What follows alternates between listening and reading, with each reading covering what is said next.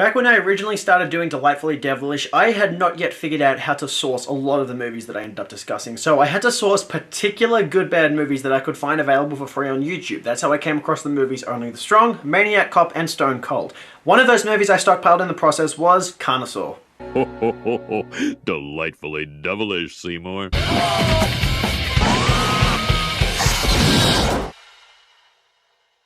Yes, everybody, welcome back to Delightfully Devilish, the show where we discuss films that all at once meet the criteria of being the good, the bad, and the ugly. I'm your host, Jukebox Harry, and today we're going to be looking at what Roger Ebert refers to as the worst film of 1993. Carnosaur is a science fiction horror film very loosely based on a source novel by John Brosnan, released in 1984, 6 years prior to Michael Crichton releasing the novel Jurassic Park. However, Carnosaur was rushed into production to coincide with the impending success of Jurassic Park and tried to capitalize on its marketing, and the film ended up coming out a month prior. However, while Jurassic Park broke global box office records with a gross of $912 million, the highest grossing film in history up until that point, Carnosaur made $1.8 million and has frequently been considered just a mockbuster. Brosnan himself agreed to pen the screenplay for the film, but was taken aback when he found out the budget was going to be less than $1 million. However, he kept writing when he was promised that he could put anything he wanted into the screenplay and that only certain things would be changed in the final draft. After writing the first screenplay and submitting it, he lost all contact with the production crew and the things would change so much to the point that he was only credited as writing the original story. The producer of Carnosaur was of course Roger Corman, no less, known for making schlocky, low-budget B-movies just trying to make a quick buck. And this film was so panned that it only has a 10% rating from critics on Rotten Tomatoes and a 23% rating from audiences. The only good rating it actually has from any critics is one saying that the film's so bad that it's hilarious. But is it really all that funny? Let's find out. The cast of Carnosaur is led by Diane Ladd, the mother of Oscar winner Laura Dern, who was the star of Jurassic Park, and Clint Howard, an essential B-movie name, and the uncle of Bryce Dallas Howard, who would later appear in the Jurassic World series. We start with stock footage of a lot of cock being analysed. And I don't know what all these words are meant to impress upon us, but apparently it's just meant to look sciencey and fade into the name of the production designer. The cock stock footage in science text repeats itself again and again, and eventually begins to show us some slaughter, which disgusted me until I was distracted by the name of the director. I have never heard of this director before, but that is the same name as a camper I had when I was working at a summer camp over in America, and I loved that kid. Not in a Catholic way, of course. Do you recognize it? No, should I? It's hard to even tell with the poor lighting that's going on here. And the first actor that we're introduced to is the soldier from that episode of Seinfeld where Frank Costanza caters for a Jewish mixer. Dr. Tiptree started out in the 70s working on genetic alternatives to pesticides. For her PhD, she bred this ugly fellow right out of existence, eliminating an entire subspecies from the face of the earth. She's been with us for more than a year. She turns out to be Dr. Jane Tiptree, introduced to us with an abundance of title text. And the way the film uses title text here does not go away, it just keeps coming back, again and again. Ah, of course, that way she's convincing as an intellectual scientist because she wears glasses. What the hell is extraneous organic matter? See, I don't even believe that the writer of the script would know right now. That's my wife you're talking about. Strangely orgasmic matter. I get jokes. Oh, jeez. Unbelievable, that might actually be the least sincere sneeze I've ever seen in a movie. At this cock facility, an unseen creature escapes an egg and attacks random white guy 1. A change in location is dictated by the title text, and then another, and a third one. This is the same technique that the editors of Aquaman used because they had so many damn locations. I wonder if they watched Carnosaur and thought, that's a great idea. A delivery of chicken starts acting up, but when the driver goes to investigate, he gets attacked. First by green filters and first-person cinematography, and then by a figure disguised by a poor red strobe light before we cut to a picture of the mascot from Mad Magazine. Are we meant to be taking this movie seriously? I mean, that was a terrible death scene followed by an image from Mad Magazine. You know, this could be a parody of monster B-movies, but it's trying to be a legitimate one so much, and it's just pathetic. Whatever, there's no getting past the first 10 minutes and thinking this is going to be an objectively good film. Another location change. Yeah, you should probably have a drink every time that green text pops up on screen because the lack of sobriety will help you deal with the fact that you're watching such a piece of shit. Vaguely Arnold Schwarzenegger looking guy is seen watching Brain Dead, another film by the director. I don't get why the director is doing self-promotion. Like, nobody watching Carnosaur is gonna think, yeah, I want to go watch another film by this director. He finds a woman trespassing and calls the authorities. Oh, listen, I'm sorry, Doc, but I got my hands full here, okay? No, you don't. You have them in your pockets trying to keep them warm. Drink. This is exactly what we have been trying to avoid. What, the whole film? Turns out Diane Ladd is part of some conspiracy involving the killer creatures, but it's hard to care what it is, so I don't. Carnosaur spends no time fleshing out its characters or challenging its cast to act. It just has them say things to fill in the running time, so I won't waste your time with the dialogue, except for the lines that I can mock. It represents the earth and friendship. It's like a knot. It is a knot. Who just wears a knot as a necklace? I don't even really know your name. Brush. What kind of parent gives their kid a stupid cunt name like that? This used to be the dinosaur highway. She gives some speech about how dinosaurs used to roam this area, but she calls it a dinosaur highway, and a highway is a man-made structure which could have never coexisted at the same time as dinosaurs. So the lack of scientific logic in this film just keeps on getting thicker. I mean, look at these mountains. What mountains? The forced perspective of the camera is only showing me sky. I mean, you're taking something and you're making nothing. Oh, you mean like taking the popularity of Jurassic Park and then making this piece of shit movie? Yeah, that line didn't mean to be meta, but it is.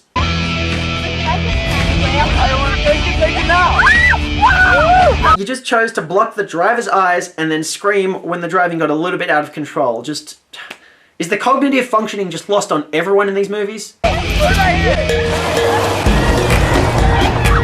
I'd like to see the slow-mo on that one. I'd like to see a film that's actually worth watching, and at this point, I don't think I've ever seen a worse dinosaur movie. Hey man, I'm gonna go take a piss, I'll be right back.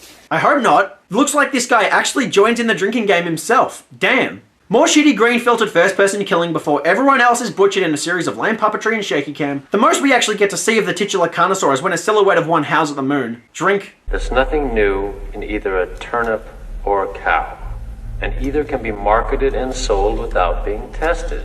Is that how this film got released? Because I can't imagine anyone actually wanting to show this to test audiences. I can't imagine test audiences responding to this positively, and some guy is found injured. What are you waiting for? He needs help! Now! Why? Is he directing the film? It also occurs to me that another one of the actors is Brent Hinckley, who played the Seidler in the Merv Griffin Show episode of Seinfeld. The biggest claim to fame for most of the cast in Carnosaur is that they got their one shot at fame in a 90s sitcom. That says everything. Their car gets attacked by more practically unseen Carnosaurs, and when we get a decent look at one, it isn't all that convincing. Drink. For some reason, we get the soldier going on an extensive rant about blueberry pie. Sweetest, freshest tasting blueberry pie you've ever tasted. I don't know why he's going on a rant about blueberry pie. I got nothing. You know, this film is actually boring any kind of sarcastic commentary out of me. It's that shitty. You know, all this scene did is remind me of a time that pies were referenced in another film, and it was Master of Disguise, so let me just show you that scene. Slippery.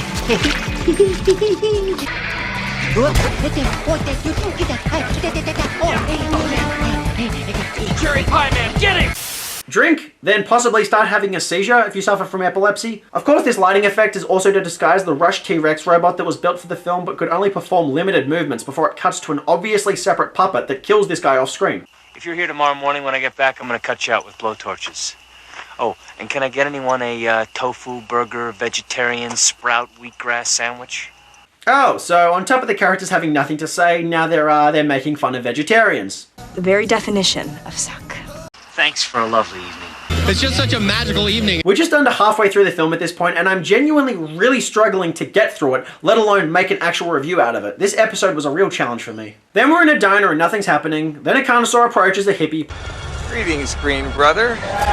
Okay, so this scene is ridiculous enough to be somewhat comical, but why is the whole film taking itself seriously if we're then going to have a hippie character talk to a Carnosaur like that? Like, why didn't the film just commit to being ironic? Why didn't they try to make a bad Monster B movie?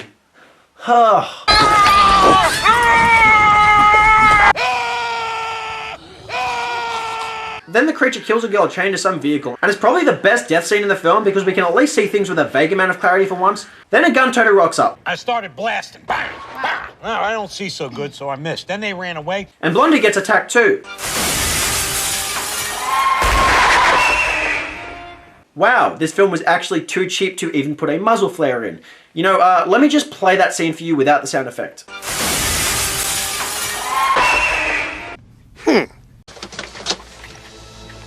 Can I offer you a nice egg in this trying time? Yeah, he's got an egg, you might...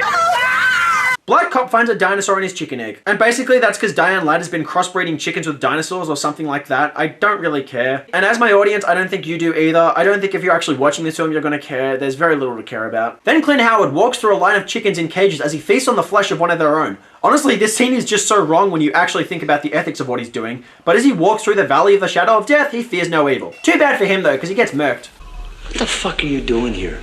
That's a good question. Actress Diane Ladd was nominated for an Oscar 3 years before for starring in Wild at Heart, and then 2 years before for starring in Rambling Rose. What went wrong in your career to end up in this movie, Diane? You really want to know? Yes, I really do want to know why you're here. What What the hell is it? You know what it is, bitch. Somehow blonde female character actually gives birth to a dinosaur? Be careful. You have no idea. No, I don't have any idea, and I don't care enough to. Maybe you want to take a minute to try and explain it to me. Young man, I doubt if you could possibly understand. I don't think anyone who made this film understands. Drink. This never came across my desk. I'm gonna have you ask for this vocal. I assure you, we know nothing. Oh, I fully believe that. We believe it's some kind of virus. Our job is to determine what it is, and with the power vested in us by the Federal Emergency Management Authority, execute any and all necessary steps. Okay, so I'm watching this film in December 2020, where the global pandemic of coronavirus has afflicted America to the point that 284,000 people have died, more than anywhere else in the world. And a large portion of that country still does not give a shit. So you'll have to pardon me, but I don't believe people are going to take the appropriate steps to protect humanity, because I've seen real life and they just didn't. This area's under federal quarantine! Quarantine, fuck, that's too soon. And through the film's use of spared lighting, we can see how Carnosaur got away with spending very little money on production design. So you're gonna give the Earth back to the dinosaurs? Well, you might say that. Like a great theme park. Don't say that, that's the worst line in the movie. Don't try to remind us of Jurassic Park. Light goes into a monologue about how she plans to bring dinosaurs back so they can wipe out humans and roam the Earth again, for reasons apparently. Me? Just one unruly species. The only one that thinks. No, this film is a clear sign that humans don't always think. Human species is a disaster. Well, humans made Carnosaur, so you're right about that. Then Black Cop pulls up somewhere, but I'm not sure where. Come on! Come on out! I know you're here! Come on out! I'm waiting for you! Right here! Come on! And this is the one scene in the film where anyone tries to actually act like at all. You know, it's not necessarily good, but it's a higher standard than anyone else has put into this film, and that includes 3-time Oscar nominee Diane Ladd. More product placement, and this guy almost gets murked. Luckily, through the success of the NRA, he's able to triumph over the beast. I just want some peace and quiet. Or so you'd think. It turns into a double homicide. Let's talk worst case scenarios. This film is a worst case scenario. Figure, at this rate in 10 days, we could lose 34% of the female population.